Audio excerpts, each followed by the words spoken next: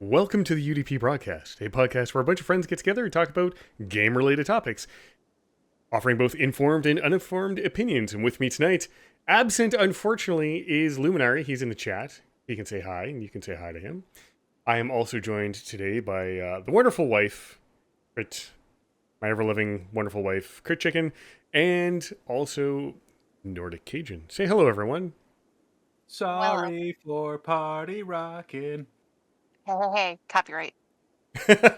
We are now getting copyright struck. Yay. If they get copyrighted off of my voice, boy, I'm going to Hollywood. Unfortunately, we don't have a Lumi tonight, so there's an empty void in our hearts. But hey, because I can't control ads are going to run whenever. But I'd just like to let you all know that 10% of all the revenue that we generate through the show gets sent over to the Trevor Project. And our wonderful mascot Ping should have some more. This may not work for me. It very likely won't. You'll have to tell me if it works.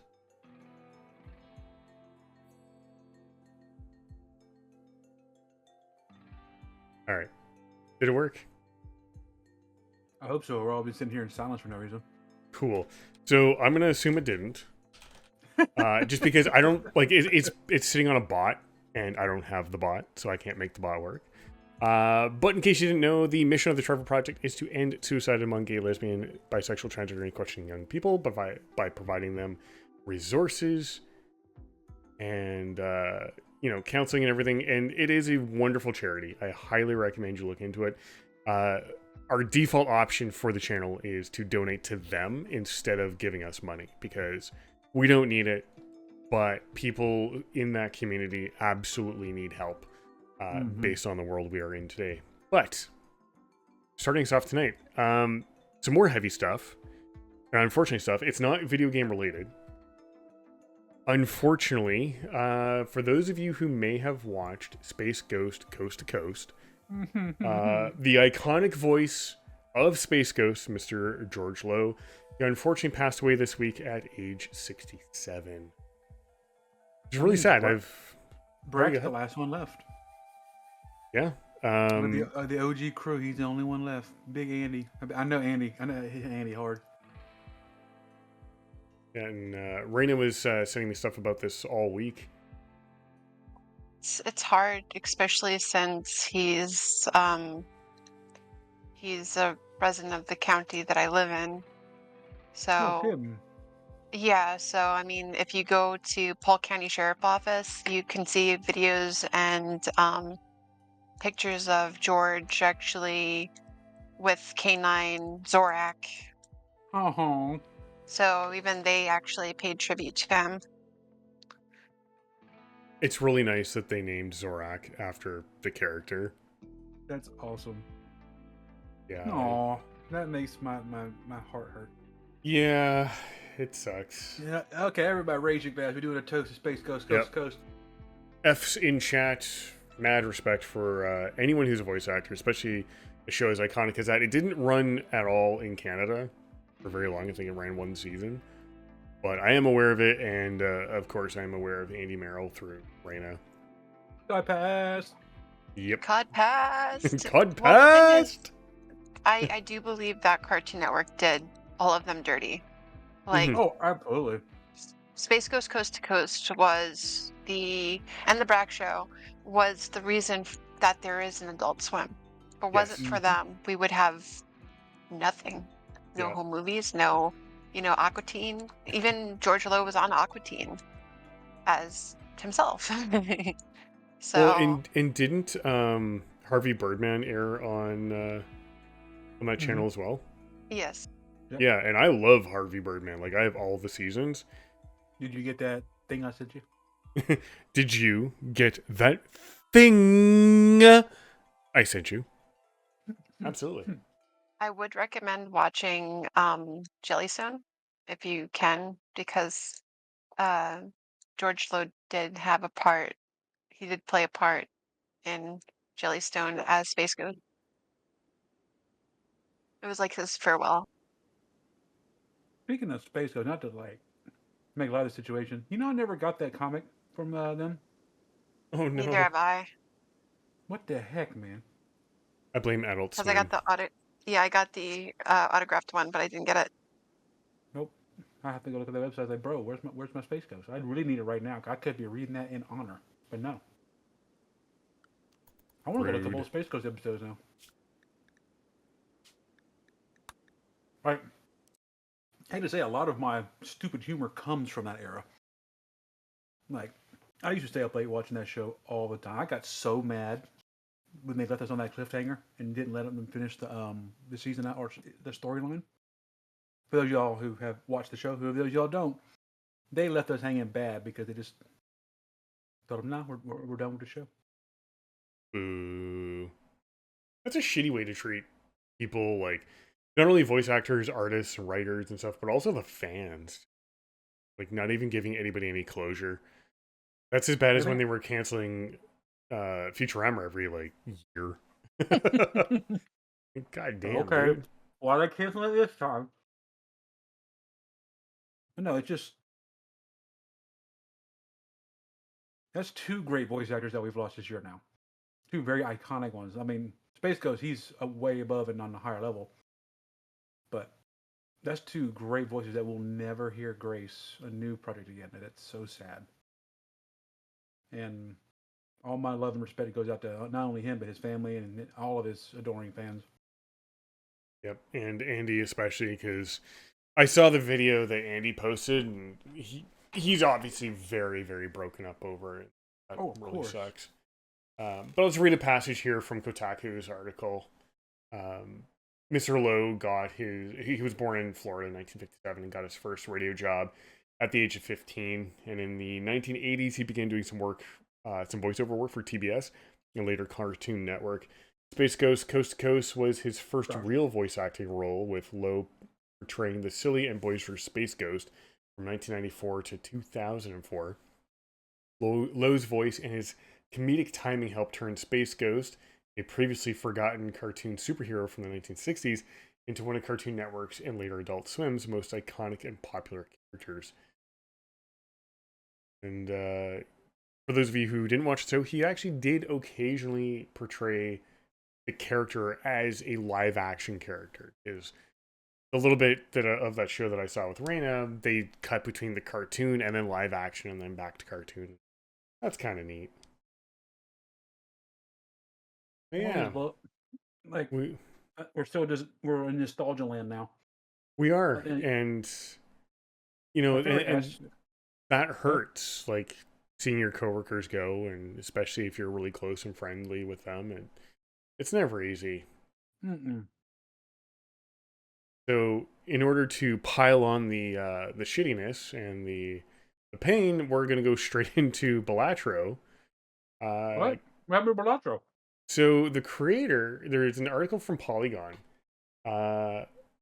where the creator of it, he actually did an interview and details all of the mental health hoops he went through developing the game. So the best part is the developers remained anonymous fairly well, and hasn't shared much publicly since it was released in 2024. I don't know what I was trying to say here. Even though it was nominated for Game of the Year and won Best Indie, they have been very, very quiet and keeping their identity private. There's a lengthy developer diary post on Local Thunk where they go over their entire timeline, starting in December 13th, 2021, where they started learning LUA, or not learning it, but just that became the start of it, having started their templating for it. But it just goes on in detail over their entire mental health struggle with this, and it's a really interesting read, and I highly recommend it.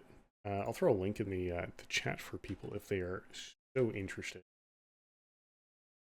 But back in January 2024, their mental health issues came to a head. He went to a doctor with severe anxiety, or with a severe anxiety attack that he thought was a heart attack, and Yeah, that ain't good. Thankfully, Nope. it's, calmed down a little bit, but being a solo developer is tough.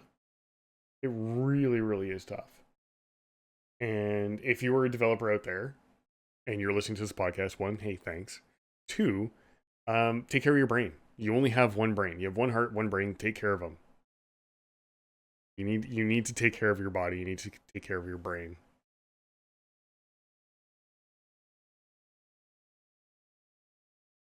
I'm trying to do a speed read real quick. Wee! Speed reading. Mm-hmm. That's insane. Like, because up until what, a few months ago, ain't nobody knew what a Balatro was. Now it's like, even this far out, everybody's absolutely obsessed with the game. I still love to watch the big numbers go burr. Like, it's such a It is a big fun. numbers go burr. It is. It's a beautiful. The concept is not like groundbreaking, but at the same time, it is. It takes the twist on such a basic idea of a game that everybody's dad, let's be real, has played in the form of poker. You slather it with some beautiful roguelike situations. You got a really fun, addicting. And when I say addicting, it was my entire personality for a month straight. I was dreaming about jokers, man. That dude was taunting me in my sleep. It's amazing. And I was just, it's such a great game. And I didn't even realize he was a solo act. That makes it even more impressive. Like, wow. But yeah, just to follow up on what you said, creating anything it's something you'll never compare to anything else in your life. Especially when you finish it and it actually becomes what you want. Yeah. Even beyond what you want. Like his situation. It's not an easy road. Like you're gonna live, eat, sleep, breathe, and exist this thought if you put your whole mind into it. And I'm sure he didn't do it, and this was the only thing he was doing. He was probably having to work a full time job. I don't know if he has or they have a family. I'm sorry. It just, you don't know what else they were going through unless he explains it in the story, which I'm still speed reading. But they were doing it alone. That's the biggest thing to me. And to pull this out and create something that the community has fully embraced and absolutely loves, that's amazing. I love stories like that. It is. It's a lot of fun that it has taken off so well. Because I don't think that's something you could easily predict that it would take off that well. Mm-mm. You never know what this crazy indie community is going to find and just go crazy with. That's why I love the indie space, because it's controlled chaos. It's such a fun frenzy. There's so many things, and there's something for everybody in the indie scene when it comes to games. But then you see something like this that just comes on there and just nukes the everybody out of the way and just garners attention just because it's a fun ass game. You love to see it. We love that. We love a scenario like that. Yeah. More. I have another, please. Hey, sir, can I have some more? Actually, speaking of, more? sorry, did I cut you off there, Raina? No. Okay, sorry, I thought I did.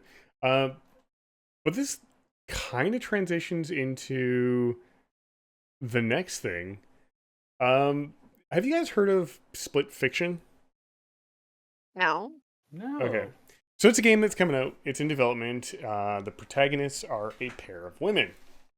It's a mostly a co-op game. And the game is developed by Hazelight Studios. They also brought games like It Takes Two and a couple others. But the director, the game's director, was watching the trailer or watching the comments, underneath the trailer for the game on Fall Damage's channel on YouTube. Now, one of the comments was about as snowflakey as you could possibly get. a user by the name of one too many letters and too many numbers moron wrote another quote feminism propaganda end quote soaked game. Walk on is what they actually wrote. Now, I'm sorry.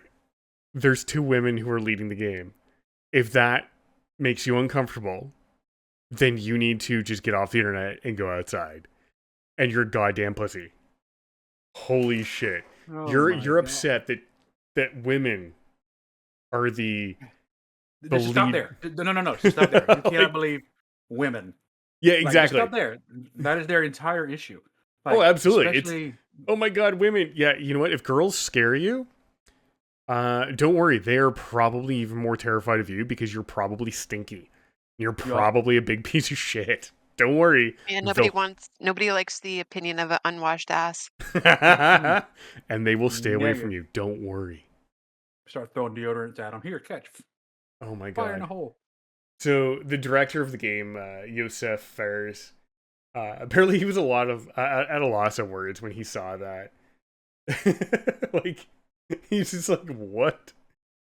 More specifically, I quote, "What the fuck is this?" He says after reading that message. I'll go on here with another part of his quote. I guess it's somebody reacting that there are two women. Let me say this: in Brotherhood, there was two guys. In A Way Out, there were two guys. In It Takes Two, there was one guy, one woman. And now there are two girls and everyone's complaining? Come on, man. It's also based on my daughters. I don't really care what you have between your legs. That's not interesting to me. Good characters are what are interesting to me. End quote.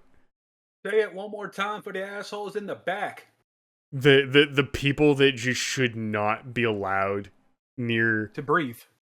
You know what? So here's the thing. I know that the U.S. has $1 trillion of debt, right? Like, it's a known fact.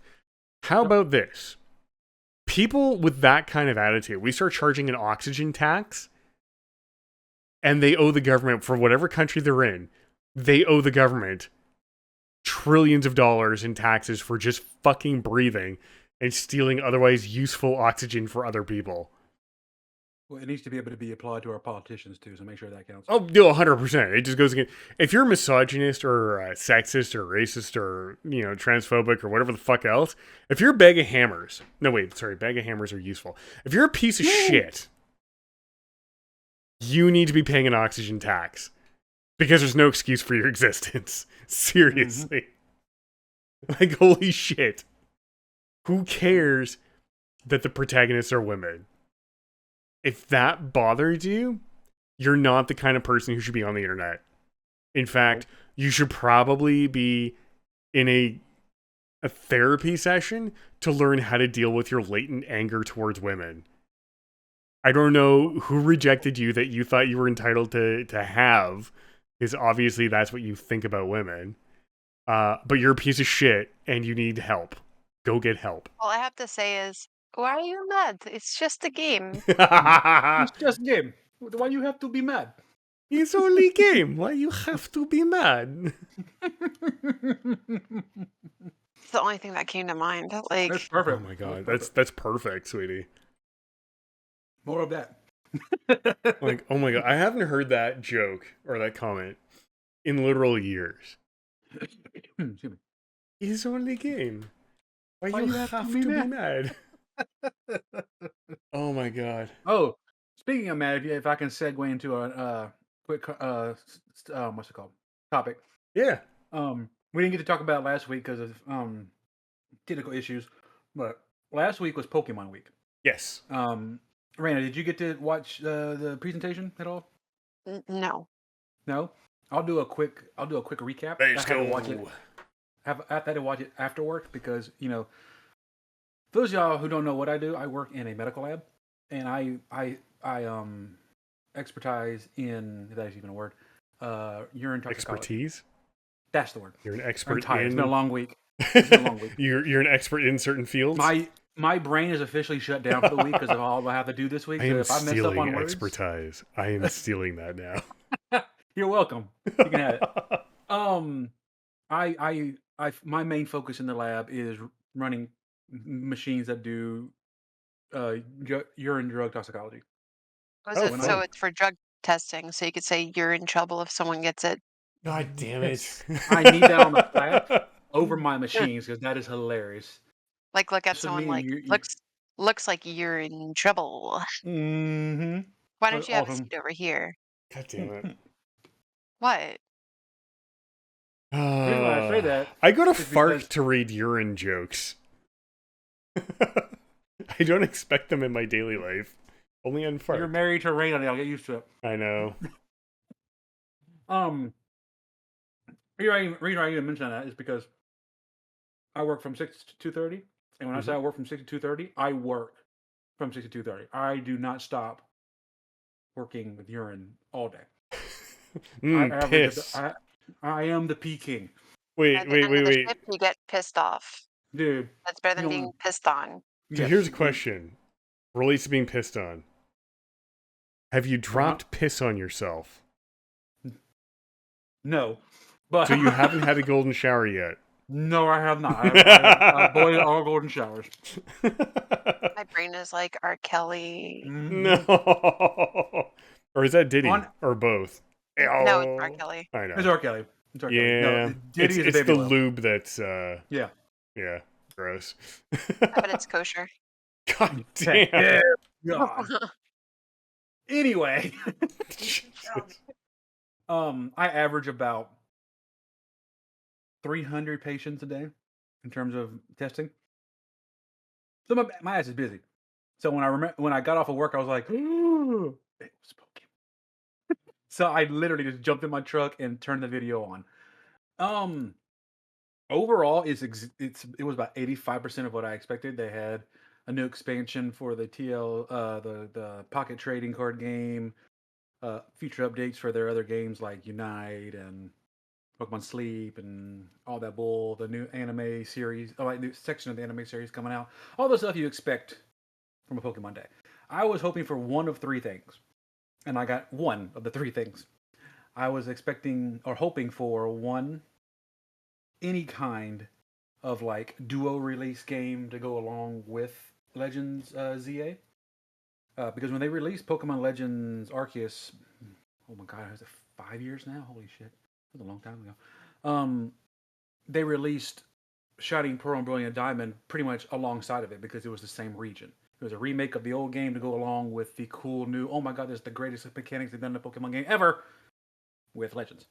I was hoping they would do the same thing with um, Legends ZA, which they still had a chance to. They I think they announced BTSP later in the year before it came out and surprised everybody, so they still have a chance. But for them to re-release, I think that generation with Lumino City with Pokemon X and Y, for them to come out and like surprise everybody with a remake of those two games, or a platinum version called it Pokemon Z, which they thought we were going to get back in the day. Um, that wasn't announced, so that was dead in the water. The one that everybody, their mama, their son, their grandmother, everybody's been begging for. Re-release all the old fucking games on the emulator you already have on your Switch.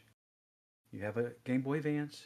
You can put a 3DS. It's not that hard. You actually the Switch is literally 3D. I mean, like aspects of it you can use. Just re-release the damn games. It would print money for you. It is literally a money printing machine if you would just put those things on your current device, like you People love did. the nostalgia. Yes, like I'm literally every time I see Pokemon Day, I have my credit card in hand waiting for the day where they say, "Hey, now you can get generations 1 to 8, no, back 1 7 on your Switch right now," and it would be an insta buy, and that would be my entire life for the next until ZA came out, and of course. That didn't happen. It didn't stop them from teasing you and having all the game titles in the background for the presentation, assholes. But it didn't happen. They love to tease and mess with their fans. I swear to God. I However, bet you we'll get it in 50 years. I bet you. yeah, we're all gonna be done with Pokemon by then. Like, hey guys, come back. We can give you all the old games. It's too damn late. Yeah, Here, you can catch this ancient Pikachu. That point you can kiss my ass. It's too late.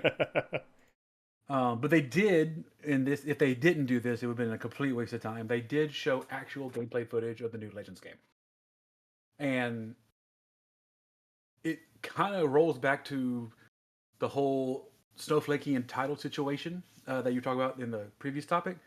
First, I'm gonna give you my 2 cents, and then what a lot of the quote unquote bigger named casters out there are saying. Um, the game itself, to me, looks prettier than Scarlet and Violet. It looks absolutely gorgeous. The city itself already looks 150 times more alive than any of the cities combined in Scarlet and Violet. Like the people look real walking around. The Pokemon look like they interact with you as you walk around. The actual design of the buildings and the Numos Tower in the center looks gorgeous. Um, Everybody was wondering how you would progress through the game. Apparently, there is wild areas within the city that you progress as you level up and finish up. Kind of like how you did in Legends, you couldn't get to the next area until you defeated the end boss or the earn enough tokens on your star chart to get through. So say, looks like they're doing the same thing, but there's 8 different areas instead of just the 5 like we have in Legends Arceus, which is cool. I mean, we have more areas to play, and for me, more areas to shiny hunt. The biggest pull for me, though, outside of all the nostalgia of all like throwbacks to characters coming back as NPCs, is the battle system. The battle system has it to the closest that we've ever had it to being able to fight like the Pokemon in the fucking anime. You call out your Pokemon, and you can have your Pokemon run around and actually dodge abilities instead of just taking it to the chin and hoping the other Pokemon misses.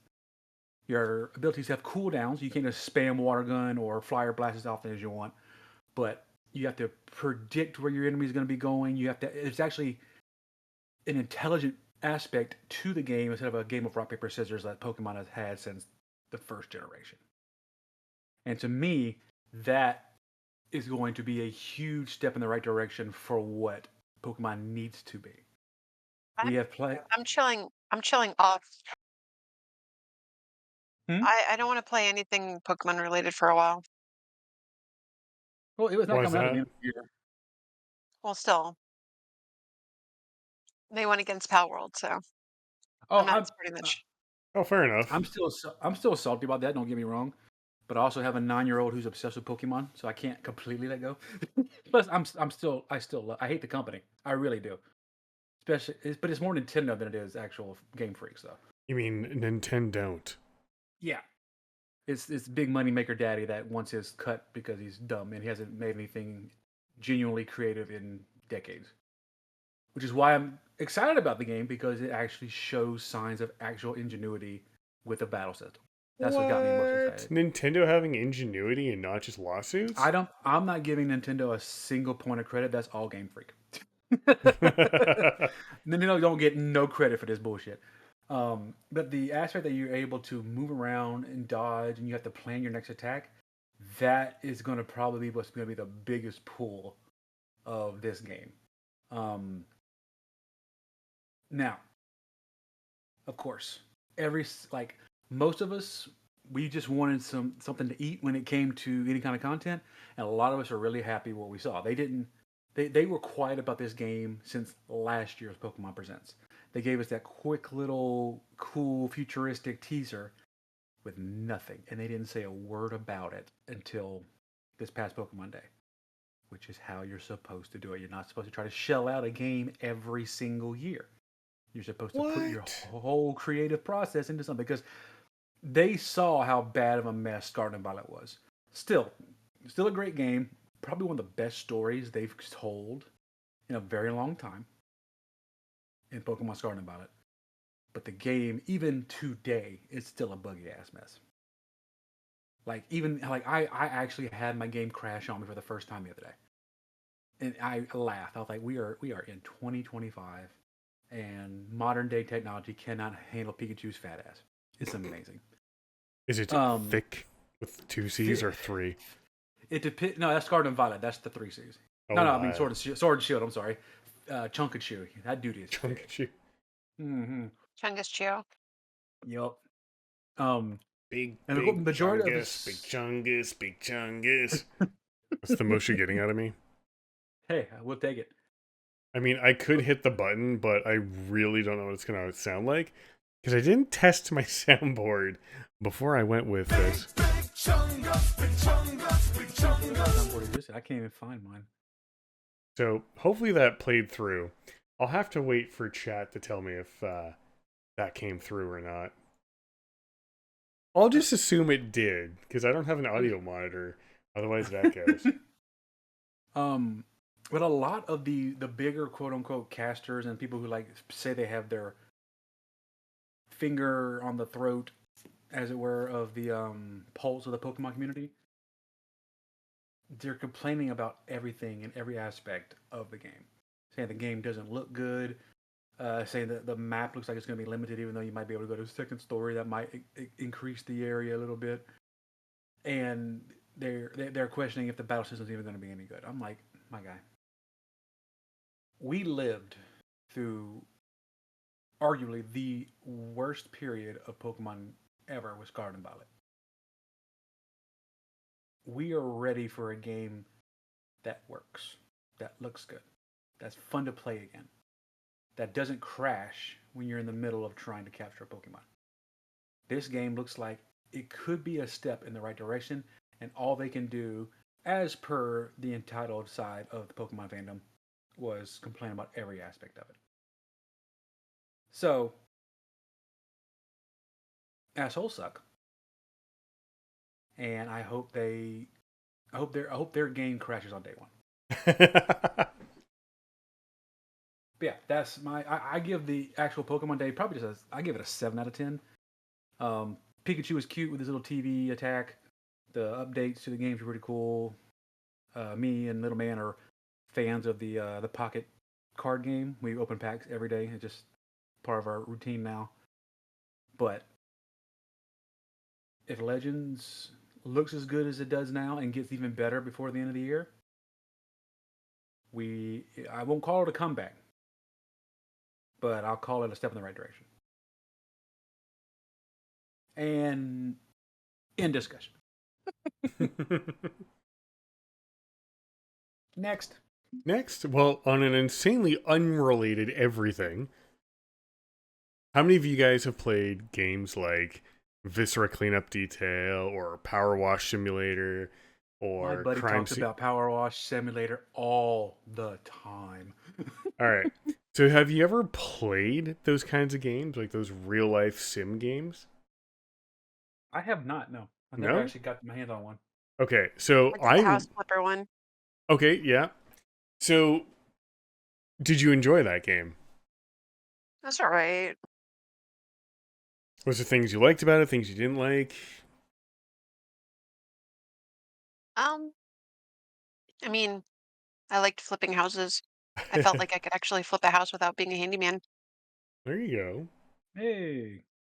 So the reason I ask is there's a very wonderful article that's been published by Dual Shockers about why we like work simulating games. Now, if you think about it, you work all day, you come home, or if you're like me, you wander up to your office from your downstairs where you work from home. Why the hell would you then spend hours in a work simulating game like Power Washer Simulator, Lawnmower Simulator, Viscera Cleanup Detail, all those kinds of games? Why the hell would you do that if you've just been working? That sounds like work. I mean, you're talking about the generation of people who love The Sims, so it's kind of like on the same breath. And I hate The Sims. So years ago, and I'll happily admit that when I was young and couldn't afford video games, I sailed the 7 proc seas many, many, many times. And The Sims, one of the versions of The Sims, I don't remember which one it was, I had come across and I tried it and I decided was an absolute pile of crap. I think it was Sims 4. And I would never go back to it. And I never have, to be fair. I've never gone back to The Sims. To be fair. I did not enjoy The Sims. I thought it was an absolute pile of shit. However, you sit me in front of Viscera cleanup detail, I am cleaning up every chunkified human remain, every shell casing, and every splash of blood. I will do it. I am tempted to get Power Washing Simulator just because I want to clean tanks and shit for the Emperor, because I want that DLC. For the Emperor! For the Emperor! Now, the big question is, why? Why the hell would I want to work all day and then go do something that is actual work in real life? And the answer may surprise you. Click here to find out more. Pop up ad, bing. There we go. There we go. That was the clickbait I was looking for. So the answer actually may surprise you. It's called dopamine. And it's something we can control. Because in real life, especially if you work in an office environment, and as someone who used to work in an office environment doing IT, there was nothing worse than when you're trying to do shit and then some rando person, we'll call them Steve. I've actually worked with a lot of Steves who are great people, so this sucks to be them. Like Stanley Parable. You can just call him Randy. I mean, Randy would be perfectly appropriate. Lumi is here. Hello, Lumi. It's the whole reason why I'm still employed. I'm really good. So, hi. How's it going? So the Wild Lumi has appeared. Yeah, Wild Lumi has indeed appeared. So I hated especially when I was working in an office. I really hated it when people would come up to me when I'm in the middle of shit and be like, "Yo, this needs to get done. I need you to do this." Like, dude, I am trying to do the other 9 things you have prioritized. What the fuck do you want me to drop? And yet, when I leave work and I wander upstairs, I can hop on Viscera cleanup detail. And actually, Lumi, you can even attest to the fact that I was actually talking about this afternoon with you and Echo. I was talking about Viscera. I like that shit. I was actually, what was it, last weekend? I was playing the demo for Were Janitor, where you're a werewolf janitor and you're trying to clean up messes while not simultaneously not trying to murder your coworkers. I like that sort of thing. It's a cute game. I love it. I'm waiting for it to release because I will be buying it. But I like that stuff. And it's pure dopamine because you can control every aspect of that work environment. And you don't have Steve or Karen from accounting coming to fucking bother you when you're trying to do your goddamn job. Yeah, the only person micromanaging is you.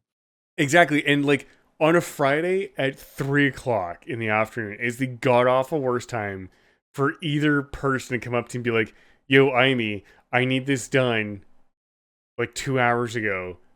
Can you make it happen?" No.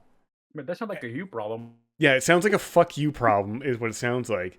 My favorite side tangent for work stuff, and this has happened so many times in different places I've worked, it's irrelevant.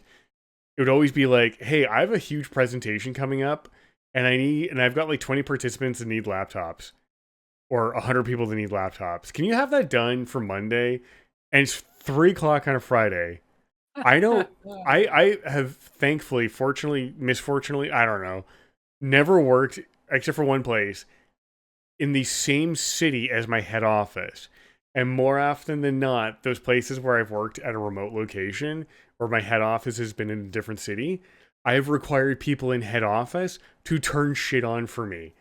And when you come at 3 o'clock on a Friday, no matter what time zone I'm fucking in, the people in the head office are already gone by 3 p.m. They're gone at like 1 in the afternoon. They do a business lunch that extends all fucking afternoon. They're gone. So why the hell are you talking to me? Come see me Monday and we'll have it ready for you in a couple days. Piss off. And yet I come to these games. I'm like, dude, this is chill. This is relaxing. I love doing these games. And it all comes down to controlling your environment and the instant dopamine of being like, you know what? I got this shit done. Like, you could give me a dishwashing simulator. And I used to live in an apartment years ago, like 20 years ago, where I was the dishwasher. I fucking hated washing dishes by hand. But if you were to give me that in a video game format, I'd be like, dude, I could do this. I love this. But then you give me a pile of dishes to actually wash. I'm like, nah, dude, I ain't doing this. I'm throwing that in the dishwasher. piss Yeah, off. for whatever reason, work simulators are more fun than work. For whatever. Absolutely. They really How, are. And like how I about said, workout simulators? So this way you can actually get the gratification of working out, learning how to work out, and and never also actually doing look it. at and also looking at assets. Ooh, I hadn't thought of that. Let's pull out Steam here because there's got to be a workout simulator. There has to be. I know, Livy, your big simulator that you recently was the space garage game, wasn't it? Which one? Oh, that Accidental was Uncle Chop's Rocket Shop. Yeah, I That need to one. step away for just a second. Yeah, he was accidental playing that for a workout, hot minute. full body workout. None of these are simulators. Look at accidental workout. Be careful. It's in a Accidental bundle. infinity. Oh, Accidental it's uwu. no, it's a bundle of like a racket game and a game called two VR games. Nobody cares about VR. In before the VR people try and murder me. You know what? Fuck you. They do have VR games to work out to, but I don't think it's like No, what I'm it's not. thinking about is It's not like Wii Fitness where you can sit on the couch, legs up, lying out, and just wiggle, the Wiimote and then still count yeah. for exercising. Because that Wiggle, shit wiggle, was wiggle, wiggle, wiggle. hilarious. Wiggle, wiggle, wiggle, wiggle, wiggle. Speaking of the Wii, Uh-oh. we're not talking about holding your Wii for Wii. We've already discussed that one. I don't know if any of you ever played, and this is completely off topic. I don't know if anybody of you ever played the Wii NHL video game that came out. I don't remember what it was called. No. So that game is probably the worst game I have ever played for an NHL simulator. And the reason I say it was bad is gameplay was not bad. It was actually pretty fun. It was pretty intuitive. If you swung your stick fast enough, it would count as slap shot. It even had like a little chassis to hold both remotes inside of it, so you could actually feel like you're holding a hockey stick and doing a slap shot. The problem was I found out that if you ran a winger up the boards to the corner, passed to your center, and did it one time, it was an instant goal every time. You could not miss. You would easily rack up the score to triple digits in no time, and then you still had 2 periods to play, and it's like, oh, I guess I'm just gonna pass. You lost me at winger. So the win. I'm still laughing at swing your stick. Oh my god! Not swing your dick. God damn it! No, don't get into it. Don't think it's lost on me. I actually Grab your very much dick and enjoy double click, 'cause the internet is- The internet is for Grab porn. I your know. dick and double click for porn. Barn. Careful, you're in trouble. Oh No. no! Hey, madam. There are Madam, no you're past golden the showers happening. No one is in trouble, and especially you're. No, I can't work that in there. Chocolate rain. Ew. Look, if you've got chocolate rain, you should probably go see a doctor about your enormous exploding ass. Nor help me with the chocolate rain. That's a lot of diarrhea. That's You out of should my probably- that's out of my territory. That's madam. called diarrhea. You should probably go see a doctor, You especially should if not it's be that coming to the explicit. lab with that. You go to the doctor. Ew. I don't get it twisted. I've actually started recently getting into hockey because of my buddy. We Oh, have yeah? a local hockey team here that we go watch when their seasons are here, and I enjoy the pure, not only athleticism, but the random fights. That's my favorite. You know what's funny is I love hockey to an extent. I'm not a huge fan of I don't watch much of it anymore. I used to watch much more when I was younger. But I actually don't give a shit about fights. I look at sports like rugby where there's no goddamn padding except for maybe a mouth guard and the occasional one person who's had 43 concussions wearing a leather padded helmet that only marginally reduces the concussion damage. A lot of people be getting CTE out there. But I look at those guys. They have no padding. And they play hard. They don't fight either. Because if they fight, they're out of a game and they're suspended for a while. And I look at the NHL. The NHL league minimum pay right now, I believe, is either $650,000 or $750,000 a year. You know what? Under the collective bargaining agreement, do you know what the maximum dollar value is that you can be fined under the CBA. And keep in mind, your league minimum pay is between $650,000 and $750,000. Take a wild guess at what the maximum finable amount is under the NHL CBA. $350. 350,000? Is that what you're saying? Sure. Okay, so no. Not even close. A whole salary. Not even Was it close. $3.50. That was the original. Maybe a little bit more than $3.50. The $5 last errors. or sorry, I need to look up the maximum fine. Last I checked, and I'm just gonna double check it. Oh, they did change it. So for the 24-25 season, it is between $10,000 for their first offense and $15,000 afterwards for any subsequent offenses. For fighting? For anything. So if you make a dirty hit, like a hit to the head with your elbow or your stick or whatever the fuck else, you used to be even when the league minimum was $300,000, the maximum finable amount was $750 or $7,500. $7,500. It is only now recently changed to $10,000 and then $15,000. However, that $15,000 penalty resets after 12 months of good behavior. These guys make $750,000 minimum, and they can only be fined $10,000 Per offense. when it's a finable offense. Because some of them are just have some time off with the suspension. That is bullshit. It is a little bit. I mean, it could be bad like the NFL that makes a new rule every year for everything, and now it's called a no fun league. I mean, it's always been the no fun league. Do you know why it always has been the no fun league? What Because the they work fuck bad. is Andy Reid. what the fuck is a fair catch rule? Get on my level. The CFL gives you 5 yards when you return a punt. Good luck. How about deflated balls? Well, I mean, that's Tom Brady and his soft hands for soft balls. But what the fuck is a fair catch rule? Piss off. And plus, So they don't get hoit. no,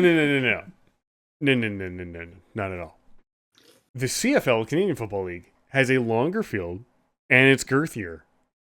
It's 110 yards by thicker than the NFL. Ooh. We have one less down to get the job done because we're not pansies. And we'll fucking hammer you after we give you that 5 yards to touch the goddamn ball. You will be leveled. Well, to be fair, To be fair. To be fair. To be fair. I gotta go watch Letter King tonight.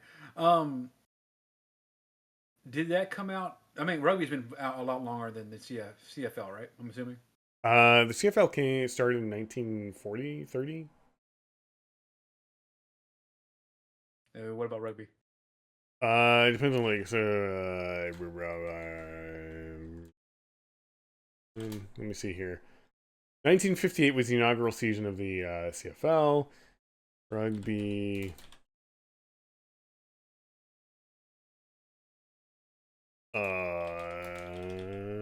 Let's go with that. 1823.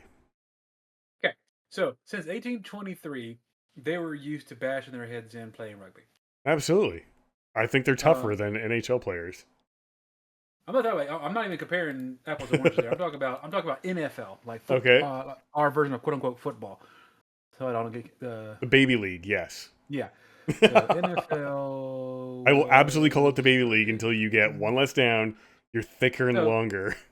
So in the course, Our soft Americans with our padding and I mean, to be like the CFL uses padding as well, except we're longer and thicker than you on the field. Just don't tell that to the XFL. Oh my god, the people that play in hockey rinks. no, Wait. XFL was the football league that Vince McMahon tried to Yeah, start. that was played in hockey arenas. Was it really? Yeah, it was. So they would have the hockey board still set up as like the boundary, It was basically glorified. Like I remember them when it first came out. Is it still around? Because I know it went I broke don't for a know. while. I think he gave up on that a long time ago. He was Well, trying to compete. No, considering it's what he's been back. doing. Uh-oh. Oh my god. No. What happened? Oh no. No, no, no, no, no, no, no, no, no, no. No. When did it come back? So the XFL was launched in 2001. It ceased in 2001 because, of course, it did. Then it restarted in 2020. Oh no. Ugh. It's still going on? I believe so. It may have ended in 2023. I mean, I guess it Uh, lasted longer than Vince McMahon's recent career. What? I mean, as an abusive fuckface, no, he's made Yep. a multi-decade career out of being an abusive fuckface. To be fair, at least Linda McMahon was a better actor. Yeah, but now she's running your Department of Education and things and stuff. Like I said, she's a great actor. Damn. Touche. I see So, that. anyways, getting back on top. I forgot what point I was gonna make. I don't really know do. either. It's like, remember how they don't... Well, never mind, I'm not going to go into it.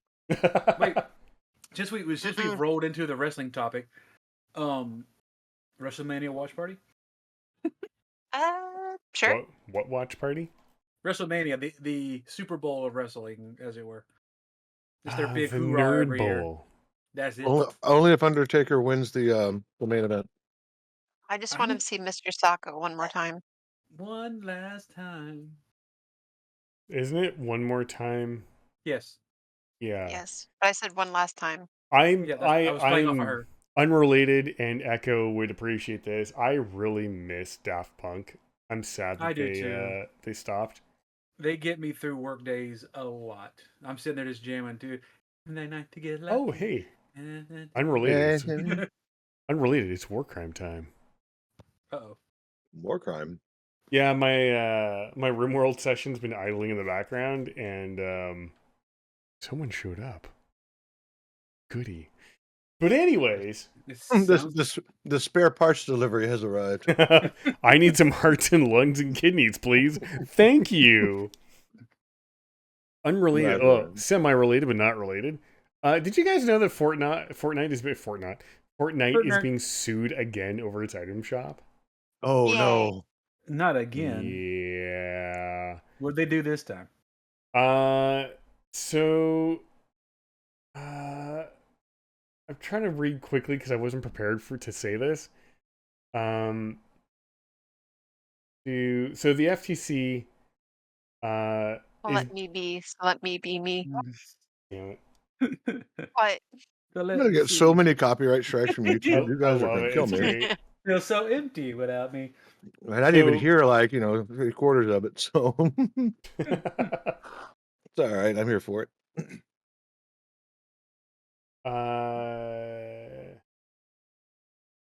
Man, I am dumb. I opened up without actually reading the article first. Authorities. Basically, Well, I know. Sorry? If I were to put it out there, I would probably say it has to deal with their item shop. It does and it doesn't. Is it Miku? So it takes aim at their fake countdown timers. Of how long things stay in the shop? Yeah, the FOMO. So it's taking aim at FOMO, or fear of missing out. Oh, that's in every fucking game. Who's pissing in their pants about that? That's like the trading post. But Wow. But the difference between the item shop for Fortnite versus WoW is WoW you can pay with in-game currency just through gold. Straight up. You don't have to buy a WoW token. You can, but you don't have to. This is based on their in-game shop and exchanging real money for goods. And it reminds me of Store Citizen. I'm sorry, I mean Star Citizen. Where there's built-in fear of missing out. That's or pretty FOMO. good. Store Citizen. Wow. I will admit I completely stole that from a more popular YouTuber than I could ever imagine to be. He expertised it. But like Star Citizen, I always will call it Store Citizen just as a reference. That one has the same thing where things are limited time, and you'll see time is running out, where stuff is just disappearing. It's the same thing with the Fortnite store. They're basically doing the same thing where they're saying something will only be here for a little limited time, and that gets people to spend money.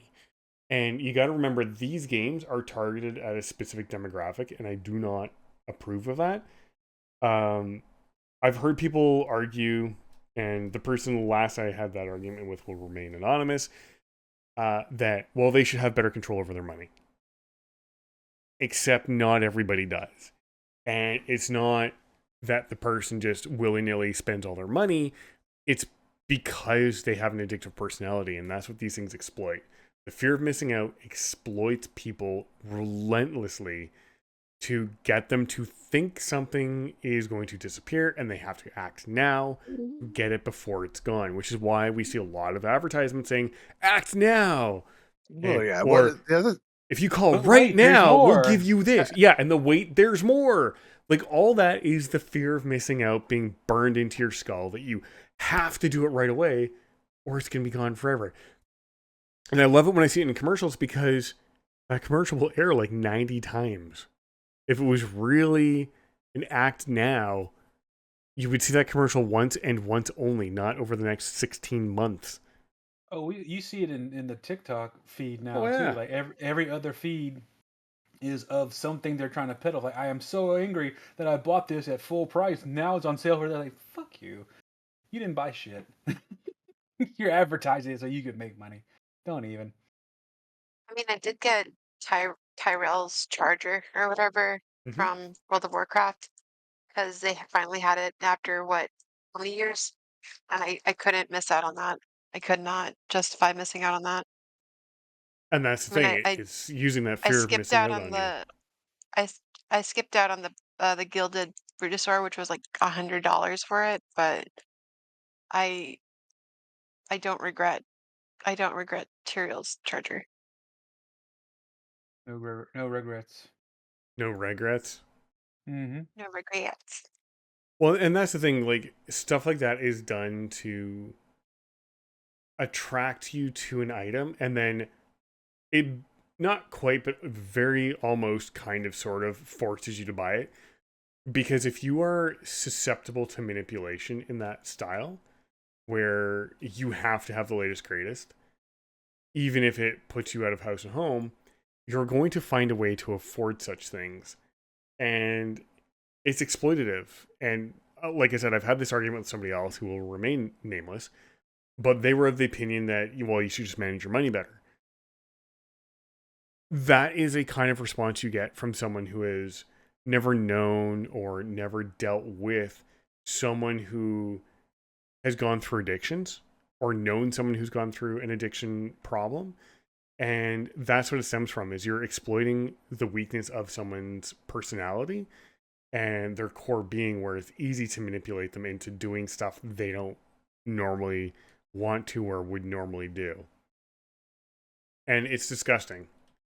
And Speaking of microtransactions and addictions with games, pour one out for Simpsons Tap Out, because I can guarantee you there's a lot of people that spend a lot of money on that game for the FOMO aspect of it. Simpsons And that Tap stuff Out. shut the hell down. I don't even That game remember shut that. down. Never even Yeah, heard of that one. Simpsons Tap Out was a mobile app or a mobile phone game, I think. Weird. It started not up, I remember think, that. in 2012, and then it finally shut down, I think, this year. So I'm pretty sure there's a lot of people that lost a lot of money in the last 10 years on that game. Because I don't think that people would ever figure that, oh, we're paying money for it. Surely it will never, the servers will never go down. Fast forward to this year. It shut down. My favorite are the ones where they plan out the whole massive live service thing, and it flops so hard. We're talking about a very specific pirate game. I was thinking about Multiverse. I'm thinking of any of them, honestly. Anything with the words with all the buzzwords in it, live service, like you name it, open world, Wildstar? live server, yeah, whatever it may be, it doesn't matter. Um, oh no, brain went broke. Mine does it all the time, so it's all you're good. You're good. Oh, my brain shut off at 3 o'clock this afternoon. I'm drinking booze and have been for several hours, so you're fine. I had a I've been- point. I've That's been so irritating. Sitting here looking at the RimWorld store in Steam. The RimWorld Oh, store? yeah. You mean So- the workshop? Yeah, like actually like contemplating about buying it. Oh my god. If you ever want to get into war crimes, I will happily help you out because I love war crimes. Oh, that's what it was. It had to do with Sorry, I like that my love of war crimes brought you back to your topic you wanted to discuss. There it is. Holy shit. We've come Well, full it was circle. Let's about- go. well, it's premature shutdowns of like live service games, especially for games that are okay. The problem is that because everybody's pushing like $70 to $100 video games, I caught the first part of GTA 6, hoping $100 is gonna like for $100 price tag, and that's fine. I ain't buying it because GTA fuck is just no. played out. I don't Well, know and last night GTA played doesn't a even know how to GTA game. use proper fucking steering and aircraft handling. I'm sorry. I played the shit out of Saints Row. Mhm. They know how to make they knew and still know how to make a car feel like it's driving. And they also know and knew how to make an airplane feel like it was flying. The people behind GTA just need to stop developing games. I'm sorry. Well, That's going to well, piss it's- people off, but you suck at making a car. Because when it feels like I am driving on winter roads at home, piss off. Like most of these are set in California or Miami. They don't get fucking snow, so why does your car handle like it's on snow? If I want to know what driving on snow is like, I will go right now when I'm sober and drive on goddamn snow. So just to kind of clear that up just a little bit, we're also talking about the same game. In order to fly, you spawn a tank, aim the nozzle behind you, move forward, and fire the barrel so you can get altitude. That is dumb as shit. It flies just like the dodo from GTA 3. Why do you people exist? I don't ask much for a video game. Because people still buy it. Look, That's why I don't ask for much in a video game. I actually ask for a lot. You ask when for a there's an whole FOV lot. Let's slider. be real. I ask for a lot, including a goddamn FOV slider. But aside from that, if you make a driving game, I expect as a minimum that the vehicles behave like vehicles on the terrain they're driving on. For instance, You want that? You need Forza or what's the one for PlayStation that was really good? I don't know. I played a lot Gran of Turismo? MudRunner and Gran SnowRunner. Turismo. That's it. So MudRunner, the vehicles were spongy, but in SnowRunner they were actually pretty decent. That's what I'm used to. Like I want to drive a vehicle that feels like it is driving on the appropriate terrain. What about right? Need for Speed? Ooh, that's a good one. Ma'am, do you even understand the last time I touched Need for Speed? Probably Man, this is the about- Wendy's. Ma'am, this is about Wendy's. And 2006? no. Hang on a sec. Need for Speed original release date. I used to play the Hot Wheels. I used to play the Hot Wheels games. In North America, it released in 1994. By 2000, I had played it a few times, multiple times actually, because I was working retail and we sold computers. It was on our computers as a demo. That's how long ago I played Need for Speed. It was in 2000. Maybe 2003. So you're saying that that Road Rash is a better game than GTA?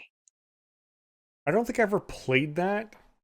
Oh no. But as a How dare. funny coincidence, Need for Speed originally released on the 3DO Interactive, which now, if you'll allow me, children, is a thing that was a console similar to the original PlayStation. and maybe slightly not as good as the Dreamcast. Yeah, if I remember correctly, that particular console was released before the PS1 during the era of Genesis and SNES, like duking it out. Oh, I had a well, Dreamcast. so they're sorry. Go ahead. 3DO. Their I, flagship title was Gex. I had a Dude, I love Dreamcast. Gex. You had a Dreamcast? I did. Holy shit bags! I bought one back in 2007, but that got left with the X. Ooh. We ended up picking it up at a Oh. thrift store too. It was funny. Oh, fun fact! I used to do tech support for Dreamcast as a vendor. Nice for Sega. Nice. I picked it up for $2 and it worked. So, how many of you, Dang. since we're going down this nostalgia trip, and you know, I think that's a great way to end the episode before we head on to the roundtable. How many of you remember the following consoles? The Magnavox Odyssey. Yes. No. Okay. No. That was released in 1972, so we know how old Lumi is. I knew about it. I had never played it because my parents couldn't afford those things. Oh, that's something different. That's not what I'm thinking of. I've never heard of that console. Like Okay. the earliest console I can remember is the Intellivision, just to get you Okay. an idea of what I remember. So then there was the See- Atari Home Pong in 1975. That's what my grandfather got into. My grandfather he loved okay. Oh, is that the He- one where you like take the plastic sheets and put it on the television? He was so interested in technology and he was so optimistic for the future because he used to build those giant ass computers in the military. But he was so optimistic and whatnot that he was my first generation gamer of the family for getting Pong. Someone's going to yeah, okay. Right. So, really funny thing. After the Atari Home Pong in 1975, 1976, Fairchild Channel F released as a console. It ran on an Intel 8080 microprocessor. Now, if the name Fairchild sounds remotely, maybe adjacently familiar, and you're not sure why, I the only thing I could think of is Fair Lady, which is Nissan, but I don't think so. Fairchild Republic was a division Oh. of Fairchild. Now, Fairchild Republic is most famous for getting a couple aircraft engineers drunk, pumped full of LSD, and then saying to themselves, we have this big gun from the same people that make washers. This big gun from General Electric. What happens if we slap wings on it? The Fairchild Republic A-10 Warthog 2. Or Thunderbolt 2, I should say, or otherwise known as the A-10 Warthog. That's the same goddamn company that made the Channel F console. That is goddamn funny. And by the way, GE, they make everything from light bulbs to washers to weapons, and lots of them. But in 1977, the most iconic one, the Atari 2600, that was the cheapest one that came out in the market that was readily accessible by everybody. Then we got the ColecoVision Telestar, or sorry, the Coleco Telestar, then the Intellivision, then the ColecoVision, and then 1985, some Japanese company released this thing called the Nintendo or Nintendo, I don't know, entertainment system. That gray box? Yeah, the gray box with the thing with you blew on the cartridges and everything worked. Mhm. I distinctly remember the Tiger Electronics LCD handheld system. How many of you remember that one? Say it again? The I remember a lot of those. Tiger Electronics I console. had a Zelda theme one. Yeah. I think I had like Lion King. Yeah, they had some of the biggest names And on that Aladdin. platform were Sonic Lion King and 3, Aladdin. Street Fighter 2, Mortal Kombat, Castlevania, Mario Brothers, and a bunch of licensed things, include like cartoons, no less, featuring Thundercats, G.I. Joe, Transformers, and TMNT. Then we have the Sega Master System, otherwise known as the Sega Genesis? No, that came out later. Yeah, that came out later. Sega Master Yeah. System. It was I 8-bit. think that was there around. I think before Nintendo, but after like Atari 2600. It was a year after NES in 1986. Really, it was. Yeah. Oh wow. So it Everything- sported a 3.58 megahertz processor. My God. Ooh. Then the Atari 7800, and then the TurboGrafx 16. I remember the commercials for that. Oh, with little cards. Yep, Yeah. that came out in 1989, followed by Sega Genesis in the same year. My cousin actually had a Sega Genesis for the longest time, and then I had a Sega Genesis. nice. And then that same year, then in 1989, the Nintendo Game Boy first came out. Now That's my there is a baby. video on YouTube, and I killed so many batteries with that thing. So there is a channel called Real Engineering on YouTube. They went and did an entire video on the Game Boy and how it was able to do the math it did in the battery space it had, like in the battery format it had, because it was 4 AA batteries and running at 19 megahertz for the processor. It had amazing battery life, and I highly recommend the Real Engineering video on how they did that, because it is insane. And if you permit me a moment or 5, I will circle back to that, because we like to use the term circle back because it is the most annoying thing ever. And I will actually share and... We are not at copy work. that. We will not use that Say terminology here. circle back. Yes, we will circle back to this and do all kinds of other stupid words of things. Or I'll throw this in chat. This video on the actual Game Boy is phenomenal. How much they had to play around, or how little room they had to play around with to make this thing work. After that was the Atari Lynx. I vaguely remember that, and then followed by the Game Gear. Like a Game Gear, followed by this. Gear. Yeah, then the Super Nintendo in 1991. Neo Geo. Raise your Neo hand if you Geo, remember baby. that. Same with Yup.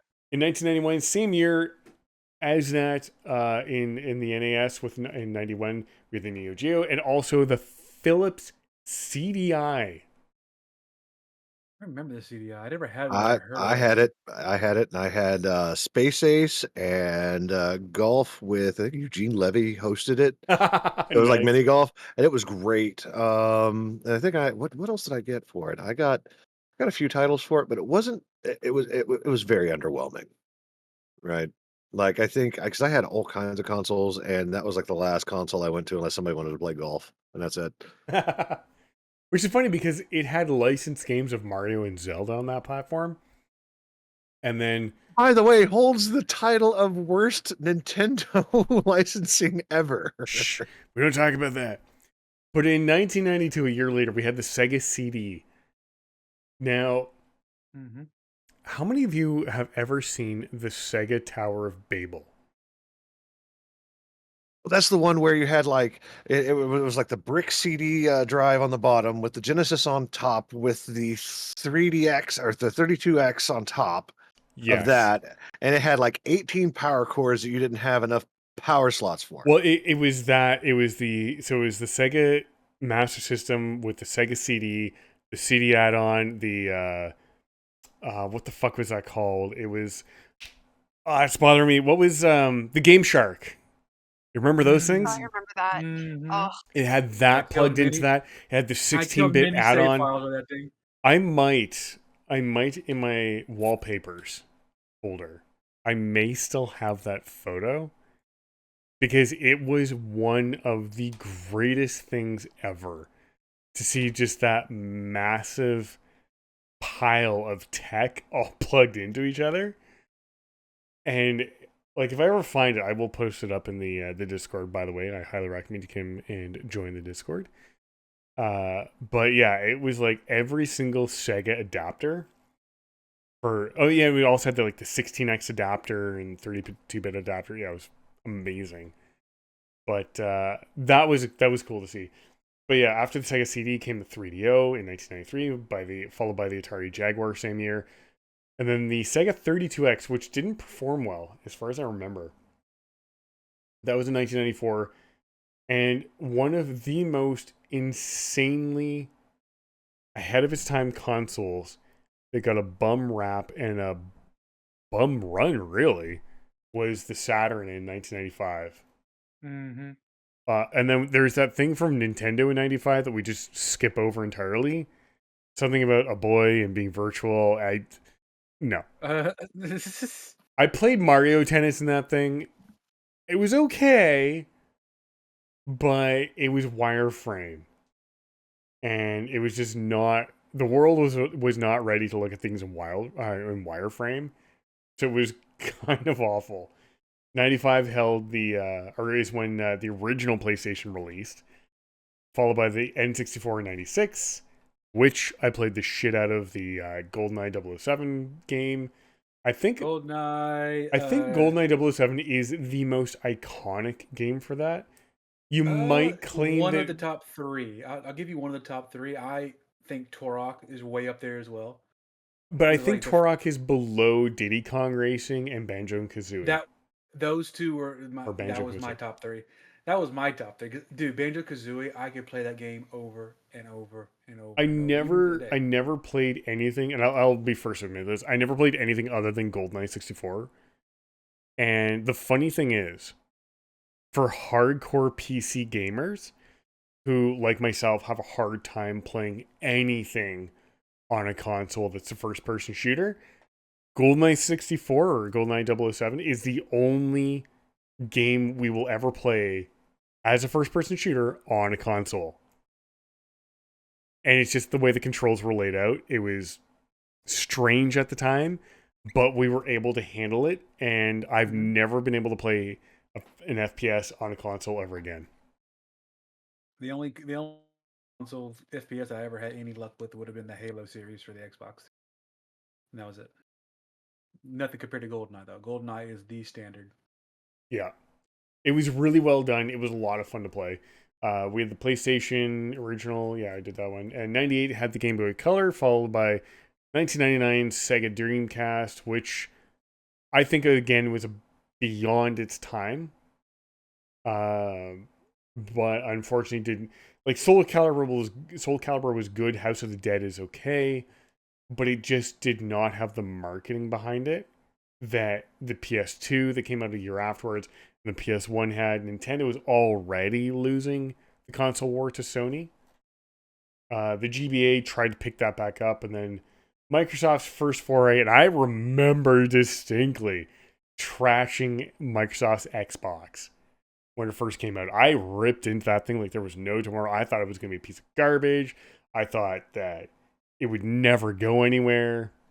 Boy, was I wrong. Do you guys remember You guys remember the N gauge from Nokia? No. Good. I do, and that is a beloved phone. I feel sorry for you. I'm glad if you don't remember that, but I feel sorry for you if you do. Because that came out in 2003, right before the DS in 2004 and the Xbox 360 in 2005. Yeah, we'll just pretend it didn't even exist. That was Nokia's first and only foray into the console wars.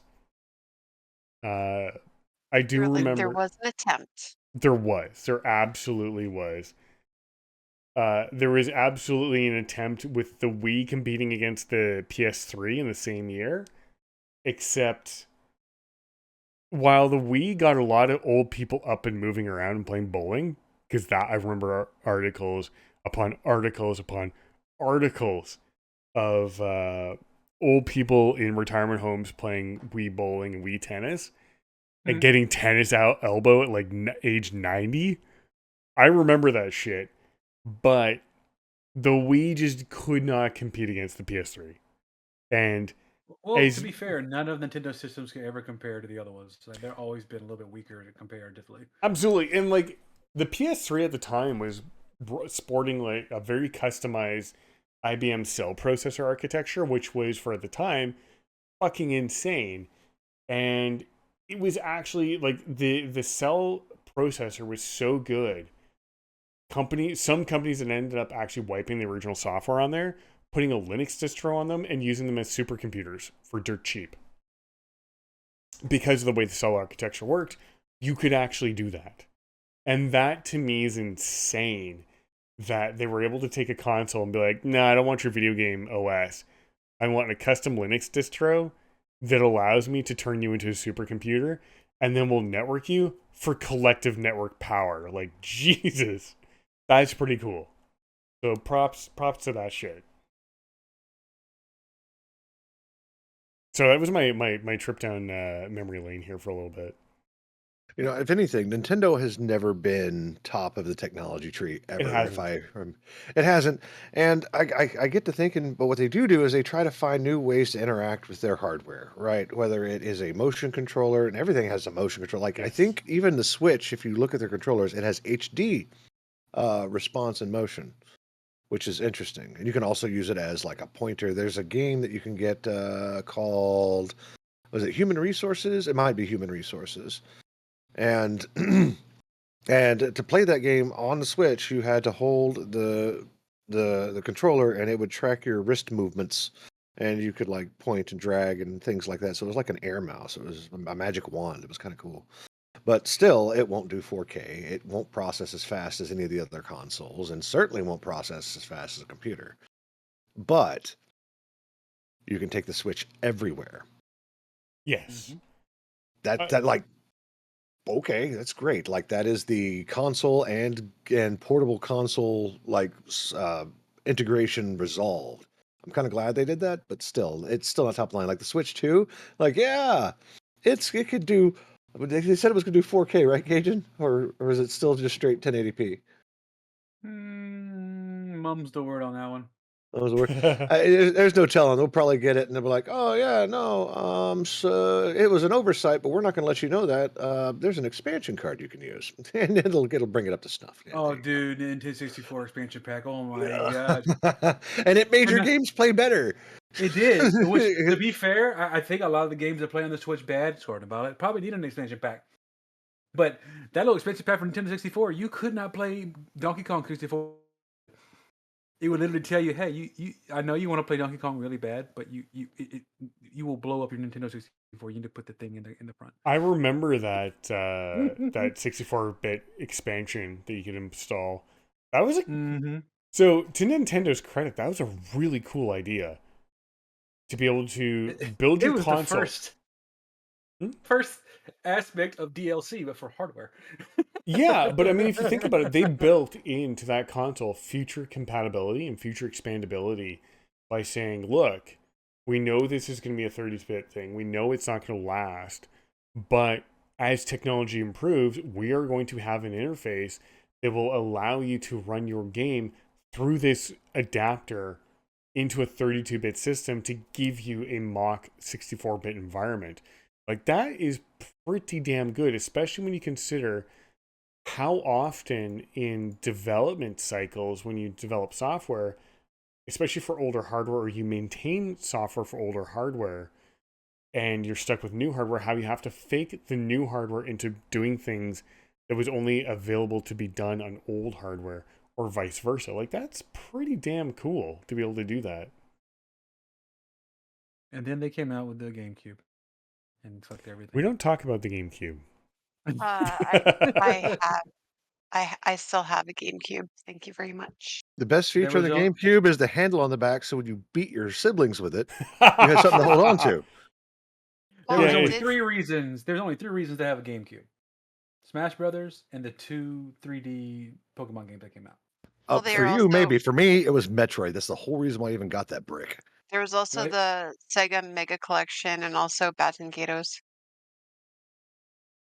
Honorable mentions. I'll let you have those, but The storyline was exquisite. Squeeze. Excuse me. And then I got into PlayStation 2 and then went down the Tales of the Abyss rabbit hole. I just find it funny that Nintendo started with cartridges, tried 3 generations with CDs, and they say fuck that shit, back to cartridge. You know, that is actually kind of amusing to me. It's great because I think they were going more digital anyway with their system and how they can literally install all the games right there on your system.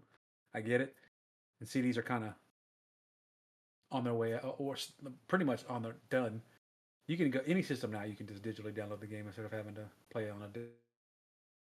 But the fact that they were like, these CD things are okay, but nothing beats these cartridges, man. These things can hold so many things, and it slaps out of itty bitty things inside the Switch. You can That, fit so many things inside of this thing. Mm-hmm. oh my. Shut up. What? Shut up. Cartridges. So the thing I like about cartridges is you can throw them across a room, and as long as you don't shatter the board, it's still good. You throw a CD or a DVD across the room, It it's going becomes to a weapon. shatter, and if you're lucky and it doesn't, it'll be scratched all to fuck. And a cartridge just goes. A cartridge is like, nah, dude, I'm good. Let's go. I once Cartridge washed go my copy of burr. Pokemon Yellow, and it came out of the dryer, and it played perfectly fine. It was just really clean. Yeah. Those things were built different back in the day. Like, if You just you. gotta Sorry? you just gotta blow on it a little bit. Yeah. Yeah. That's the Like, answer to a lot of problems. yeah, like if something's not working, blow on it. Mm-hmm. Except, I don't recommend you do that to high pressure air systems. They will blow back, and your face will hurt. Fair. Especially when it's like 3,000 psi, because then you don't want to be anywhere near that, because now you're looking at skin being removed from, the rest of your tissue. You're like, no, you blows back Oh no. in a reverse. But I think it is time to close out the night with our little bit of a round table. We have gone well past our 1 hour Yeah. mark. Well, to be fair, we made up for the past couple of weeks of issues. We have, yes. We're going to call this the comeback. It is. Currently, it's titled The Big 90, because it's also episode 90, by the way. Hey, we took away the big Hey. number. So, But so far away from the funny number. we'll get to 420. Don't worry. We will get there. Yay, 420. Yay. Hopefully I can be never mind. Hopefully, you can be high for that. Probably. We can arrange that. So, anyways, Lumi, what do you got going on this week? This week is on-call week, so whatever it is, I'll be at home. Sad. Sad face. You know what's really weird is Uh-oh. hosting this and not you. So asking these questions and not hearing it from you is really weird for me right now. Out of body experience. It is. It pretty much is just like, wait, when did this become? No, yeah, Why? no. I'll be Yeah. Whose playing. timeline is this? I'll be playing more Monster Hunter. I'm back and forth between Jalen's community and our own community. Playing with Echo and whatnot. Beyond that, I need to get back into Satisfactory and finish up phase 2, I think. Because there's tier 3 and 4, and you can't go to 5 and 6 without completing it. So that's kind of where I'm at. And I've got some awesome blueprints. I just need to go do the world tour and collect all the things and do all the stuff, so that way I could build anything, anywhere, anytime, for any reason whatsoever. So that's pretty much me this week. Nice. And what about you, Nordic? I will hopefully find better work-life balance this week. I went from having a good schedule to where I was streaming days a week to the moment Tuesday gets here, I'm dead until the following Saturday. So I'm hoping that balances out. All of our stuff is live, and I have a gist of my workload every day. So hopefully I won't be a zombie every day when I get home from work. If case, I'll try to get my streaming schedule back in order. I'm starting to get the first pieces of some YouTube together to start making a little series I want to do on YouTube. Ooh. Yeah, I've been Fancy. want to do that for a while, but now I'm finally like, hey, I can actually do it now, because you get home around 3. Just take some caffeine, you bitch. So that's where I'm at with that. Still go back and forth between normal and shiny hunting and trying to get to Act 2 in Baldur's Gate, because I still haven't gotten there yet. I don't know if you, I made a clip about it. Baldur's Gate 2, Baldur's Gate 3. When you go into the Underdark, I'm sure you've seen it, and I'm sure you've experienced it. Yep. I didn't experience one area until this run I did on Twitch. Okay. When you go down past the Priestess Gut area, you go down into the Underdark for the first time, a little Temple Saloon. Mm-hmm. And you go outside. 9 times out of 10, when I play, I normally just go straight, go fight the Minotaurs, go see the fungus people, and start going, kicking ass and taking names.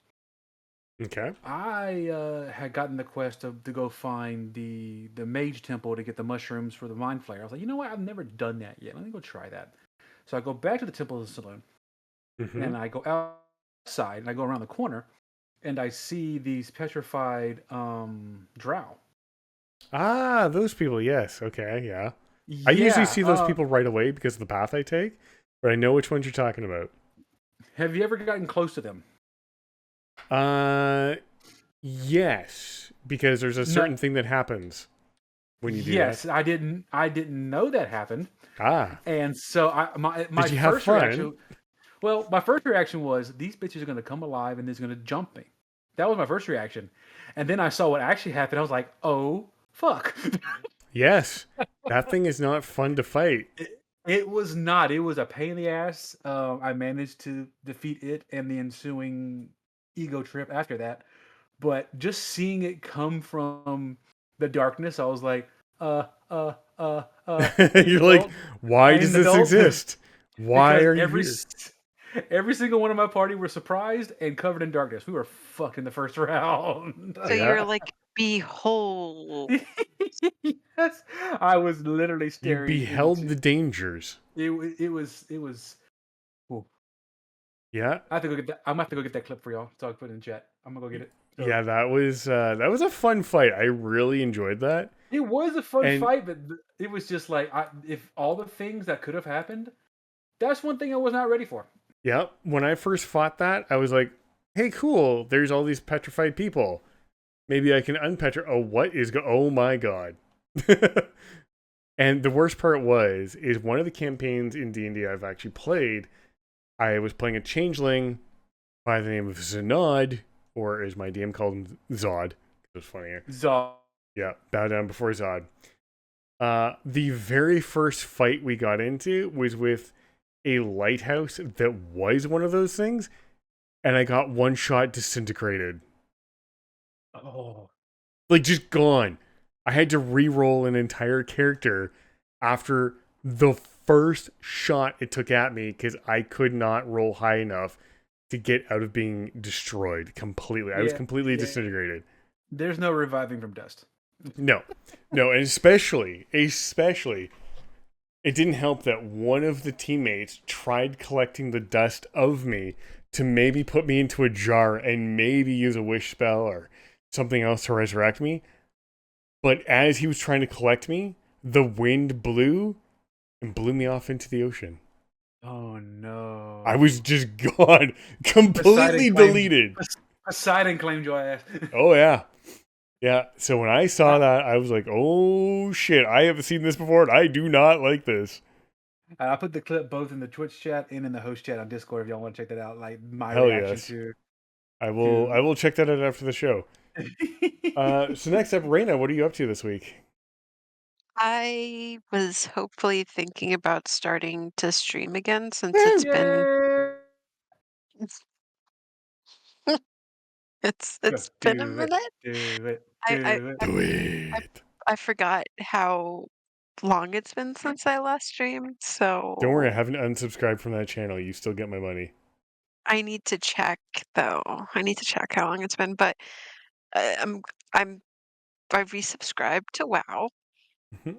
after, well, I've been subscribed for a bit, canceled my subscription because I haven't played since Hurricane Milton. But I find myself doing hardcore all over again, and it's on an official hardcore server. However, I'm doing self-bound because everybody else seems to be wanting to do no restrictions, and they're like, "Why are you playing self-found?" You know, blah blah blah. I'm like, I want the authentic experience. I want the authentic hardcore experience. I don't want to run around with enchants. I don't want to, you know, have people carrying me all the time. I don't want, I want the challenge.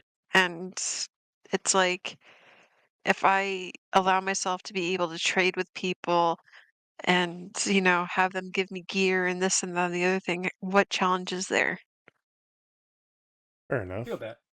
So it's just like, and they're still like, well, you could still take off the self-found mode. I'm like, let me have my bragging rights. Let me run around with my 6 slot bags. Let me, you know, I want to at least complete self-found before I get help, I guess. I don't know. I want the That's fair. challenge. That's fair. That's completely fair. Hey, let me By the have way, it's been fun, damn 3 it. years since you last streamed. Okay. So it's It's been a This hot is the minute. comeback. You're in your comeback arc. Let's go. so yeah, it's been 3 years since I've played hardcore officially. And so far on my druid that's currently 26, on my first attempt being back, I have not died yet. I've had 2 close calls, one today with a bunch of gnolls. No, it wasn't gnolls, it was raptors, because I was out of mana after defeating one of them, and then another one snuck up on me. Oh my goodness, my heart was racing. I was like, "Oh, this is Run, exhilarating." run. And my guildies were like, "Do you need help? This is why you need to party up with people." I'm like, "I'm good, fam." I'm like, "I'm Want my first rodeo. self-found." I'm like, "I'm self-found, and if I die, I go again." Fair enough. Yeah. And So, for myself, I What you doing? well, I recently picked up Into the Breach, which is from the same people that made Faster Than Light or FTL. I haven't played it yet, but I did pick it up. This is a couple dollars on Steam. Recently, I have been playing the Roguecraft demo, and Roguecraft is done by the same people that brought to you Mudrunner and Snowrunner, and I've been using that as an excuse to pave everything. In my demo save, currently on the third map, I have been paving an entire marsh because it is what you do. I've also played a little bit of Gunner Heat PC, which is a very interesting tank warfare game. I have yet to dabble at Tiny Tina's Wonderlands. I picked that up in December. I still have Rogue Trader to play. Mechanicus, I do remember playing a little bit. I did not like the game. It is still in my Steam library because it was part of a giant ass bundle. But at some point, I'm probably also going to go back to the Wolfenstein series. Oh, Um, Wolfenstein. I need to do that too. Yep. Wolfenstein, Return to Castle Wolfenstein, I have the disc for somewhere, but I also bought it again and stuck it in my Steam library. It is a lot of fun. Add Fundum. It's a simple mining game.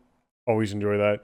I was actually talking about reinstalling Alien Fireteam Elite, or Aliens Fireteam Elite with Lumi, because that is a fun game to play, and I might go back and play some more multiplayer missions of Space Marine 2. I have completed the entire campaign, and in the current state of the game, it feels like there's nothing to do, so I'm hoping maybe getting together with a bunch of you guys to play it, because that might be a little bit more fun than randos online, but yeah. Oh, and I'm also causing war crime catastrophes as usual. My RimWorld save is currently at 4,515 total war crimes, hitting 26 of 42 categories. Still staring at the thing. My mouse has been hovering over the buy now and the add to cart button for a while. we I well, highly my recommend son it. actually is playing Wolfenstein. He wants Nice. to get the other games, but, I don't know if you wanna go on a hiatus in, like, 2 weeks for spring break, but Why wouldn't It's only I? 2 weeks away. I think so. So what the heck? My kids just had a week. My kid just had a week off of school because of the midwinter break for Mardi Gras down here. He'd come back to school for 2 weeks and he'd have another week off for. Oh my god. Uh Sorry. It's apparently 147 degrees Celsius in this room that my people are rebuilding stuff. And yes, I transitioned this over to see my wonderful human rights violating simulator 9000, which is sad because I currently don't have anybody in jail. That's sad. But anyways, that's all I'm up to this week. And now to end the show, let's go find someone to raid. Don't And forget. Don't forget tonight. Don't forget. Don't on forget. Patrol Live. No. It's daylight savings crap. Oh, I don't care about that. Yeah. No, I care about it because I have to get up early.